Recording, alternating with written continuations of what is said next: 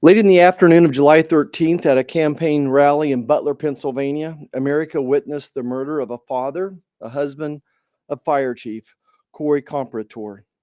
Two others were severely wounded, and of course, a failed assassination attempt on our former president, Donald J. Trump. Back home, this is all that people want to talk about is the Secret Service failure. I think it's time to take a moment before the people behind me prosecute this case. I think it's time to realize, why is this so important to people back home? Why is this the topic of conversation? And I'll tell you, it's because people back home don't feel safe. The same moms that approached me during the COVID pandemic that didn't want their kids vaccinated, that were scared, they were coming to me saying something's not right. Those same people are coming out of the woodwork again.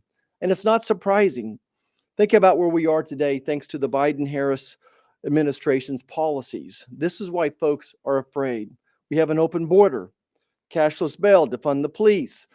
We ask our police and law enforcement to turn their heads away from riots and vandalism and shoplifting. And now our revered FBI and Secret Service are in disgrace. Folks back home don't trust the FBI anymore, and they feel the Secret Service is incompetent. Why is there no trust in the FBI?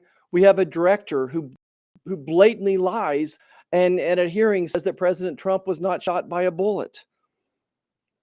Why is the Secret Service incompetent? Look, I think we can all recognize the individual and systemic failures. There were 10 buildings within 500 yards of the president that all had a direct line of sight for a possible sniper.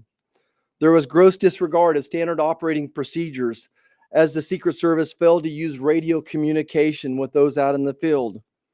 The Secret Service has had 48% turnover in a year's time. Barely 50% of them trust their senior leadership. Look, the Secret Service is negligent, incompetent, and there's a cultural failure within their organization. In short, it's a dysfunctional organization. And that's why I'm calling for two things. One is an independent, non-political commission to study and investigate the entire crime scene, leaving no rock unturned. And secondly, and certainly I have no more faith now than I did before the hearing today, is I'm calling for our commander-in-chief to immediately appoint a crisis leadership team to go into the Secret Service, establish that leadership, turn things upside down, and begin providing adequate protection for President Trump and others.